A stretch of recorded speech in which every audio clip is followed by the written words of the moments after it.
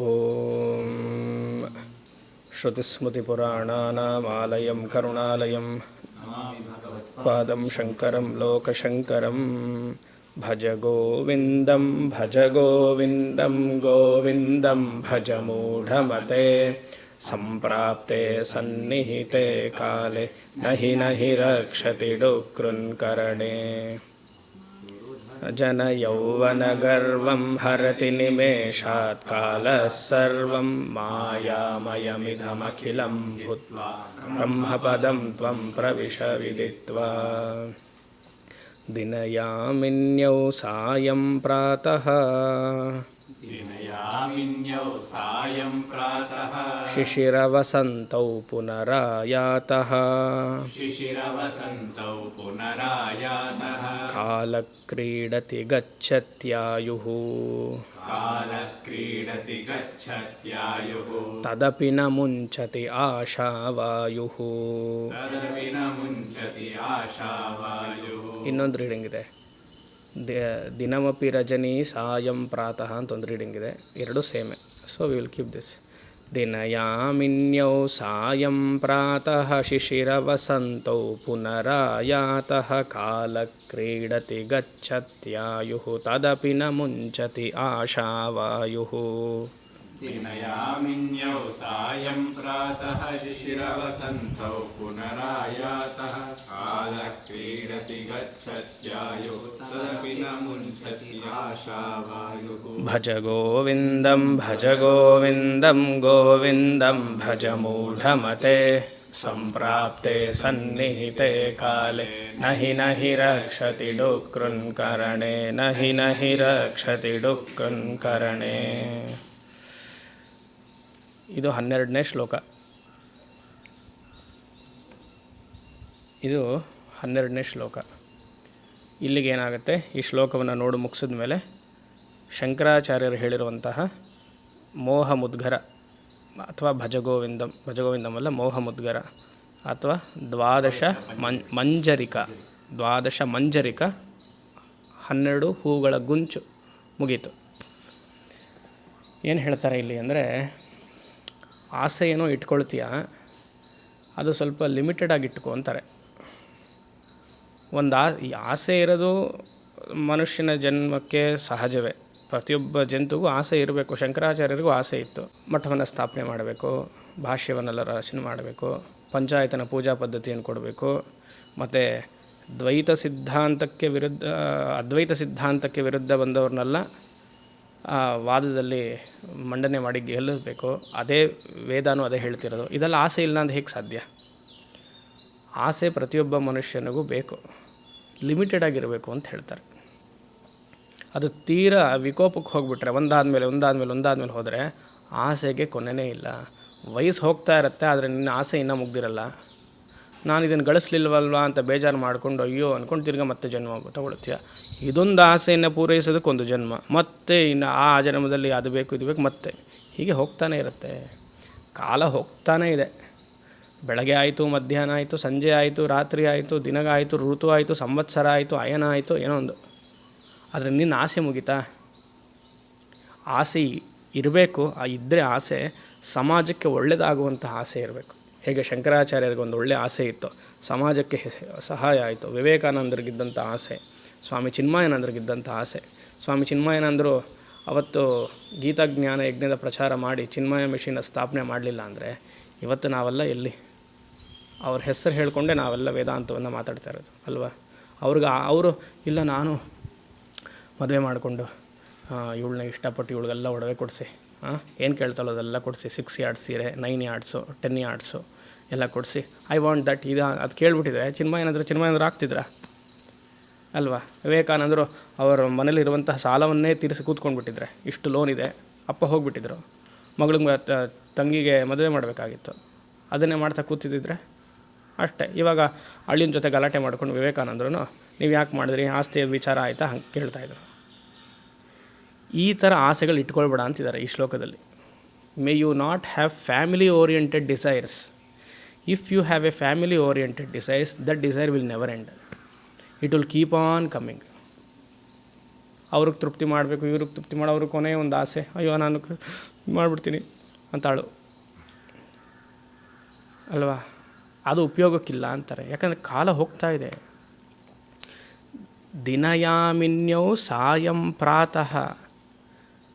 ದಿನಂ ಅಂದರೆ ಮಧ್ಯಾಹ್ನ ಅಂತ, ಪ್ರಾತಃ ಬೆಳಗ್ಗೆ, ಸಾಯಂಕಾಲ. ಯಾಮಿನಿ ಅಂದರೆ ನೈಟ್, ರಾತ್ರಿ. ಯಾಮಿನಿ ಯಾಮಿನ್ಯೌ ಅಂದರೆ ಬೆಳಗ್ಗೆ ಹಾಗೂ ರಾತ್ರಿ ಅಂತ. ಸಾಯಂ ಪ್ರಾತಃ ನೋಡಿ, ಪ್ರಾತಃ ಆದಮೇಲೆ ದಿನಂ, ಮತ್ತು ಸಾಯಂ ಯಾಮಿನಿ ರಾತ್ರಿ. ಇನ್ನೊಂದು ರೀಡಿಂಗಲ್ಲಿ ಏನಿದೆ, ದಿನಮಪಿ ರಜನಿ ಅಂದರೆ ನೈಟ್, ರಾತ್ರಿ ಅಂತ. ಅದಕ್ಕೆ ನೈಟಲ್ಲಿ ರಾತ್ರಿಯಲ್ಲಿ ಯಾರು ಶ್ರೇಷ್ಠ? ಚಂದ್ರಶ್ರೇಷ್ಠ. ಅದಕ್ಕೆ ರಜನೀಕಾಂತ್ ಅಂತ ಹೆಸರು. ಕಾಂತ ಅಂದ್ರೇನು, ರಾತ್ರಿ ಹೊತ್ತಲ್ಲಿ ಚಂದ್ರ ಚೆನ್ನಾಗಿ ಹೊಳಿತಾ ಇರ್ತಾನೆ, ಅದಕ್ಕೆ ರಜನೀಕಾಂತ ಅಂತ. ಅದಕ್ಕೆ ಅದು ಕಾಣೋದು ಇಲ್ಲ ಬಿಡಿ, ಚಂದ್ರ ಇದ್ದರೆ ಆ ಕಲರ್ ಹಾಗೆ ಬಿಡಿ, ಅದು ಬೇರೆ ವಿಚಾರ. ಹಾಂ ಅಲ್ವಾ.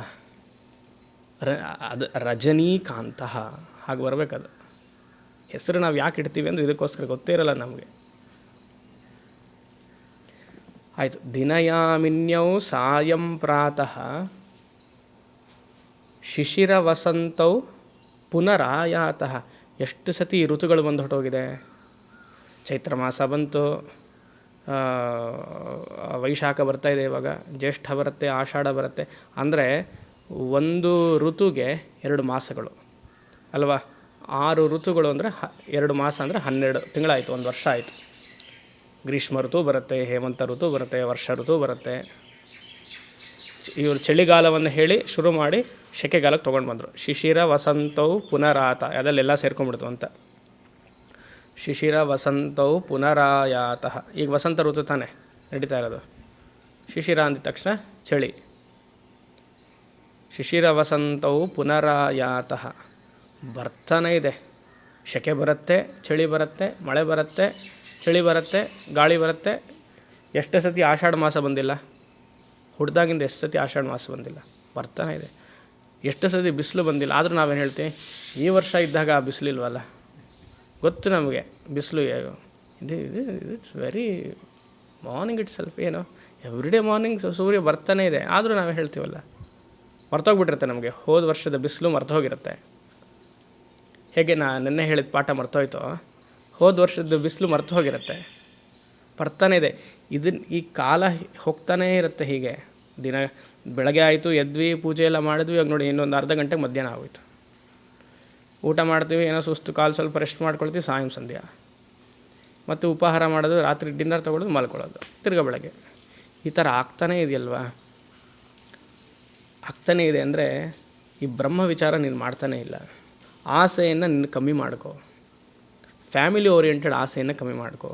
ಮನೆ ತಗೊಂಡ್ಯಾ, ಮೊಮ್ಮಗನಿಗೆ ಅದು ಮಾಡಿದ್ಯಾ, ಇದೆಲ್ಲ ಕಾಲ ಹೋಗ್ತಾ ಇದೆ.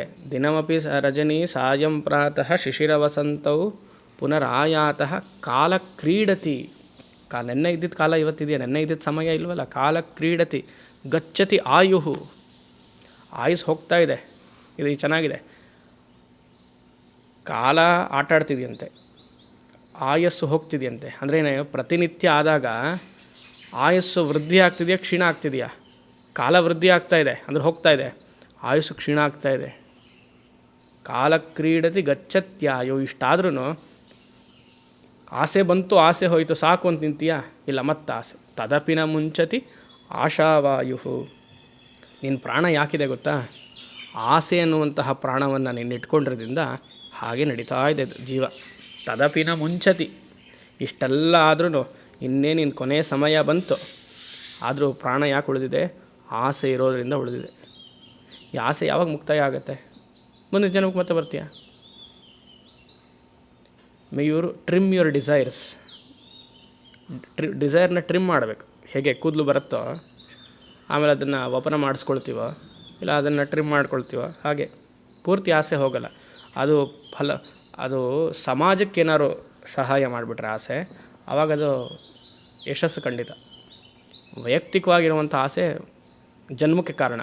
ಸಮಾಜದ ಆಸೆ ಆತ್ಮನೋ ಮೋಕ್ಷಾರ್ಥಂ ಜಗದ್ಹಿತಾಯ ಚ. ಆತ್ಮಜ್ಞಾನದ ಆಸೆ, ನನಗೂ ಮೋಕ್ಷ ಸಿಕ್ತು, ಆ ಸಿಕ್ಕೋದ್ರಿಂದ ಪಾಠವನ್ನು ಮಾಡಿ ನಿಮಗೂ ಸ್ವಲ್ಪ ಅರಿವು ಬರೋ ಹಾಗೆ ಮಾಡಬಹುದು. ಬರುತ್ತೋ ಇಲ್ವಾಗ ಡೌಟು, ಇಷ್ಟು ಹೇಳು ಬರಲ್ಲ ಎಷ್ಟೋ ಜನಕ್ಕೆ. ಯಾಕಂದ್ರೆ ಆಸೆ ಎಲ್ಲ ಅಷ್ಟು ತುಂಬಿಟ್ಟಿರುತ್ತೆ ತಲೆಯಲ್ಲಿ, ವಿವೇಕ ಇರಲ್ಲ. ತದಪಿನ ಮುಂಚತಿ ಆಶಾವಾಯು. ಸ್ವಲ್ಪ ಈ ಆಸೆಯನ್ನು ಬಿಟ್ಟು ಒಂದು ಸ್ವಲ್ಪ ಅಬ್ಸರ್ವರ್ ಆಗಿ, ಸಾಕ್ಷಿಯಾಗಿ ನೋಡು. ವೇದಾಂತದ ಸಾಕ್ಷಿ ಅಲ್ಲ, ಏನು ಮಾಡ್ತಿದೀಯಾ, ಯಾಕೆ ಹುಟ್ಟಿದೆಯಾ, ಎಲ್ಲಿಗೆ ಹೋಗ್ತಿದೆ ನಿನ್ನ ಜೀವನ.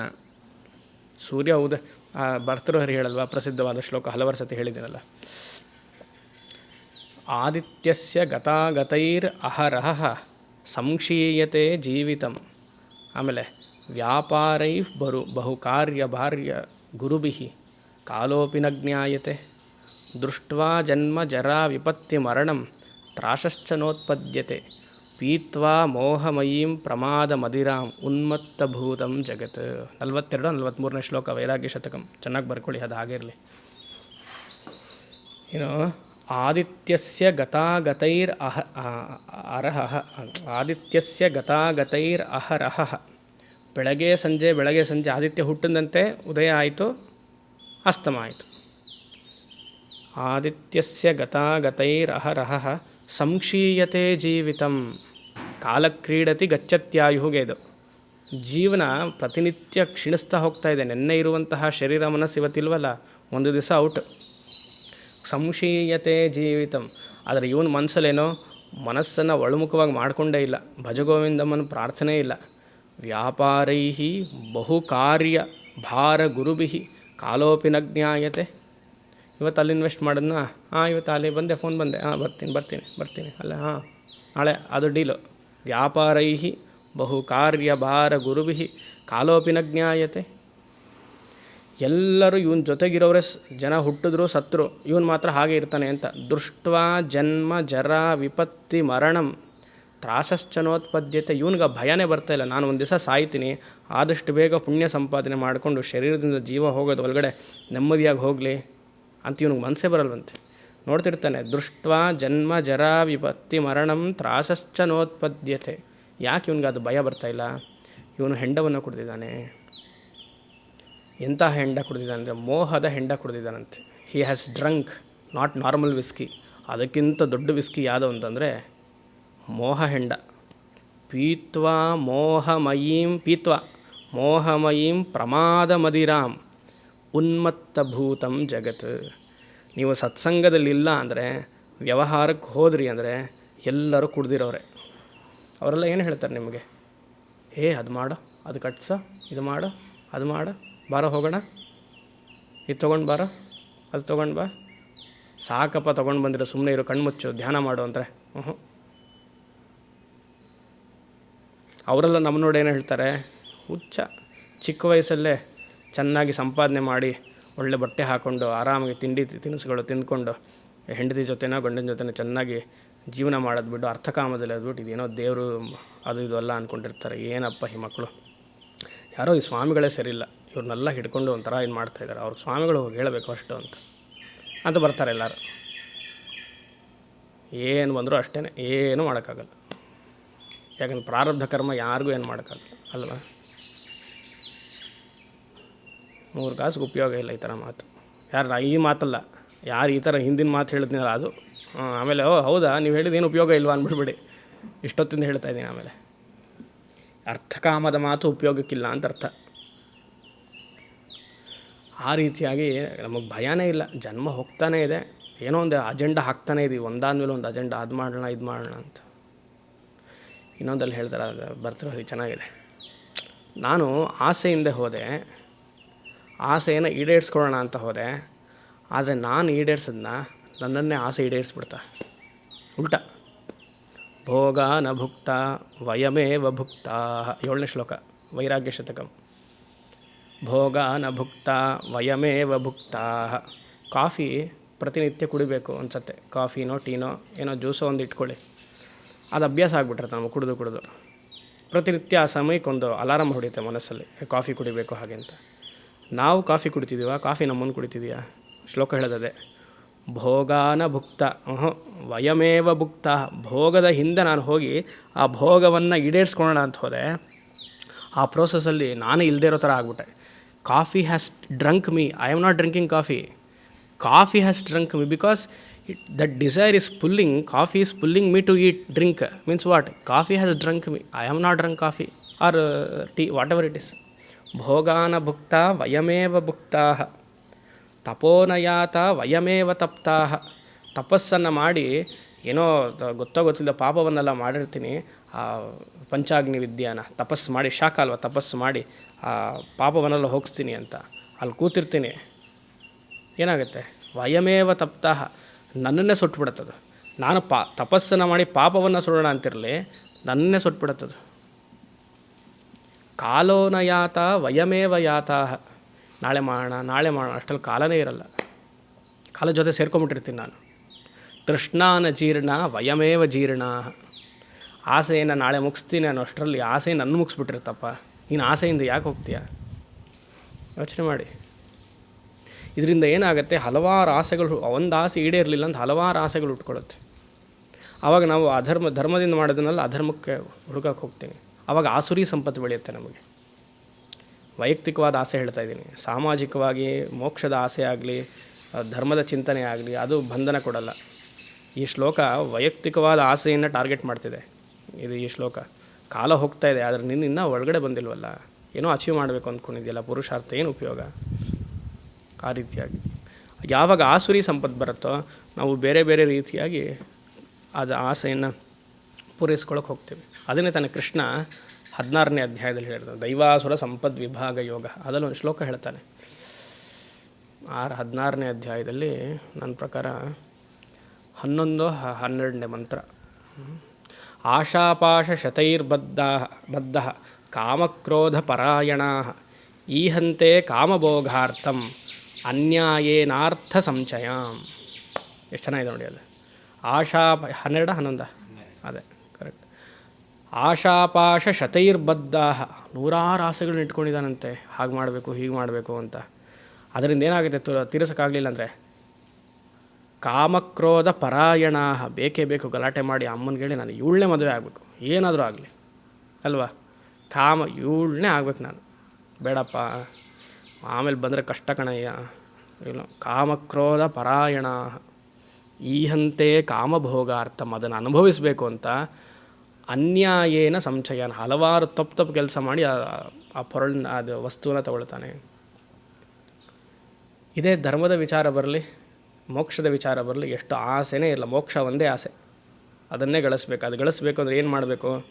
ಆರಾಮಾಗಿ ನೆಮ್ಮದಿಯಾಗಿರಬೇಕು. ಆ ರೀತಿಯ ಕಾಲ ಹೋಗ್ತಿದೆ, ಸಮಯವನ್ನು ವ್ಯರ್ಥ ಮಾಡಬೇಡ, ಒಳಗಡೆ ಬಾ. ತಸ್ಮಾತ್ ಗೋವಿಂದಂ ಭಜ, ಗೋವಿಂದಂ ಭಜ. ಆಸೆಯನ್ನು ಕಮ್ಮಿ ಮಾಡ್ಕೋ, ವೈಯಕ್ತಿಕವಾದ ಆಸೆಯನ್ನು ಕಮ್ಮಿ ಮಾಡ್ಕೋ ಅಂತ ಹೇಳಿಯೂ ಮಾಡ್ಕೊಳ್ಳಲ್ಲ ಜನ. ಅವ್ರವ್ರ ಹಣೆ ಬರ, ಏನು ಮಾಡೋಕ್ಕಾಗಲ್ಲ. ಆದ್ದರಿಂದ ಇಲ್ಲಿಗೆ ದ್ವಾದಶ ಮಂಜರೀಕ ಅನ್ನುವಂತಹ 12 ಶ್ಲೋಕಗಳು, ಮೋಹ ಮುದ್ಗರ. ಒಂದೊಂದೇ ಶ್ಲೋಕವನ್ನು ತಗೊಂಡು ನಮಗೆ ಅಡ್ರೆಸ್ ಮಾಡ್ಕೊಳ್ಬೇಕಿದು, ಇನ್ನೊಬ್ಬರು ನೋಡಿ ಹೇಳೋದಂಥದ್ದಲ್ಲ. ಸುತ್ತಿಗೆ ತೊಗೊಳ್ಬೇಕು. ಮೂಢ ಜಹೀಹಿ ಧನಾಗಮ ತೃಷ್ಣಾಂ ಕುರು ಸದ್ಬುದ್ಧಿಂ ಮನಸ್ಸಿ ವಿತೃಷ್ಣಾಂ ಎಲ್ಲ ಭಸೆ ನಿಜ ಕರ್ಮೋಪಾತ್ತಂ ವಿತ್ತಂ ತೇನ ವಿನೋದಯ ಚಿತ್ತಂ. ತಲೆಗೆ ಹೊಡ್ಕೊಳ್ಬೇಕು. ಮಿಡಲ್ ಬ್ಲಾಂಡ್ ಹೊಡ್ಕೊಂಡು ಎಲ್ಲ ಹೊಡ್ಕೊಳ್ಬೇಕು. ಅದಾದಮೇಲೆ ತಲೆ ಎಲ್ಲ ಇರುತ್ತೆ, ಹೌದು ನಾಳೆ ಮಾಡಲ್ಲ, ಬೇಡ ಸಾಕು, ತಲೆನೋವು, ಮಲ್ಕೊಂಬಿಟ್ಟಿರ್ತೀವಿ. ನಾಳೆ ಬೆಳಗ್ಗೆ ಎದ್ದಿದ ತಕ್ಷಣ ನಾರೀಸ್ಥನಭರ ನಾಭೀದೇಶಂ ದೃಷ್ಟ್ವಾ ಮಾಗ ಮೋಹಾವೇಶಂ ಏತನ್ ಮಾಂಸವಸಾದಿ ವಿಕಾರಂ ಮನಸ್ಸಿ ವಿಚಿಂತಯ ವಾರಂ ವಾರಂ. ಕಾಮದ ಆಸೆ ಬಂತ, ಟವಕ್ ಬರಬೇಕು, ಒಂದೊಂದಾಗಿ ಬರಬೇಕು. ಅದು ಮಾಡ್ತೀನಿ ಇದು ಮಾಡ್ತೀನಿ ಅಂತ ಬಂತ, ನಹಿ ನಹಿ ರಕ್ಷತಿ ದುಃಖಕರಣೆ. ಒಂದೊಂದು ಶ್ಲೋಕವನ್ನು ತಗೊಂಡು ಸತ್ಸಂಗತ್ವೇ ನಿಸ್ಸಂಗತ್ವಂ ನಿಸ್ಸಂಗತ್ವೇ ನಿರ್ಮೋಹತ್ವಂ ನಿರ್ಮೋಹತ್ವೇ ನಿಶ್ಚಲತತ್ವಂ ನಿಶ್ಚಲತತ್ವೇ ಜೀವನ್ಮುಕ್ತಿ. ಟಪ್ ಒಂದೊಂದೇ ಹೊಡ್ಕೊಳ್ತಾ ಬರಬೇಕು. ಪ್ರತಿನಿತ್ಯ ಎದ್ದಿದ ತಕ್ಷಣ ಇದೆಲ್ಲ ಹೇಳ್ಕೊಳ್ಬೇಕು. ಅಯ್ಯೋ ನಾನು ಹೇಳೋದೇ ಇಲ್ವ, ಅದಕ್ಕೆ ಹೇಳ್ಕೊಳಲ್ಲ. ಎದ್ರೆ ತಾನೇ ಹೇಳ್ಕೊಳ್ಬೇಕು. ನಾನು ಹೇಳೋದೆ ಹಾಸ್ಕೆಲ್ಲ ಇದ್ಬಿಡ್ತೀನಿ ಅಲ್ವಾ. ಅದಿಲ್ಲಿಗೆ ದ್ವಾದಶ ಮಂಜರಿಕ ಮುಗೀತು. ನಾಳೆಯಿಂದ 13ನೇ ಶ್ಲೋಕವನ್ನು ನೋಡೋಣ ಕೊನೆಯವರೆಗೂ. ಅದಕ್ಕೆ ಹೆಸರು ಚರ್ಪಟ ಪಂಜರಿಕ. ಜ್ಞಾಪಕ ಇದೆಯಾ? ಬರ್ಕೊಂಡಿದ್ದೀರಾ ಆಲ್ರೆಡಿ, ಮತ್ತೆ ಬರಿಬೇಡಿ. ಹಿಂದೆ ಬರ್ಕೊಂಡು 3 ಪೇಜ್ ಹಿಂದೆ ಬರ್ಕೊಂಡಿದ್ದೀರಾ ಎಲ್ಲರೂ. ಚರ್ಪಟ ಪಂಜರಿಕ, ಅದಕ್ಕೆ ಅರ್ಥನೂ ಹೇಳಿದ್ದೀನಿ, ನೀವು ಆಲ್ರೆಡಿ ಮರ್ತಿದ್ದೀರಾ ಅಂತ ಗೊತ್ತಾದ ಅರ್ಥ. ತುಂಬ ಸಂತೋಷ. ಒಳ್ಳೆಯ ಶಿಷ್ಯರನ್ನ ಇಟ್ಕೊಂಡಿರುವಂಥ ಮಹಾಪುಣ್ಯವಂತ ನಾನು. ಆದ್ದರಿಂದ ನಾಳೆಯಿಂದ ಅದು ನೋಡೋಣ. ಅದು ಒಂದು ಶ್ಲೋಕವನ್ನು ಒಬ್ಬೊಬ್ಬರು ಆಚಾರ್ಯರು ಬರೆದಿರ್ತಾರೆ ಅದನ್ನು. ಶಂಕರರ ಶಿಷ್ಯರು ಸುರೇಶ್ವರಾಚಾರ್ಯ ಉವಾಚ ಅಂತ ಬರುತ್ತೆ, ಪದ್ಮಪಾದ ಉವಾಚ ಅಂತ ಬರುತ್ತೆ. ಅದೆಲ್ಲ ಬೇಡ, ನಮಗೆ ತಾತ್ಪರ್ಯ ಬೇಕು. ಶ್ಲೋಕವನ್ನು ಹೇಳೋಣ, ಅದು ಅರ್ಥವನ್ನು ತಿಳಿಯೋಣ, ಅನುಸಂಧಾನಕ್ಕೆ ತಂದುಕೊಳ್ಳೋಣ. ನೀವೀಗ ಅದು ಅವ್ರು ಯಾರು ಬರೆದ್ರು ಅಂಥೇಳಿ ಅವ್ರು ಬರೆದ್ರ ಅದೆಲ್ಲ ಚಿಂತನೆ ಬರುತ್ತೆ. ಎಲ್ಲ ಶಿಷ್ಯರು ಶಂಕರಾಚಾರ್ಯರೇ. ಆ ಮನೋಭಾವದಲ್ಲಿದ್ದು ಅವರಿಗೆಲ್ಲ ನಮಸ್ಕಾರವನ್ನು ಮಾಡಿ ನಾಳೆಯಿಂದ ಅದು ನೋಡೋಣ. ಓಂ ಶಂ ಅಸತೋಮ ಸದ್ಗಮಯ ತಮಸೋಮ ಜ್ಯೋತಿರ್ಗಮಯ ಮೃತ್ಯೋರ್ಮ ಅಮೃತಂ ಗಮಯ. ಓಂ ಶಾಂತಿ ಶಾಂತಿ ಶಾಂತಿ.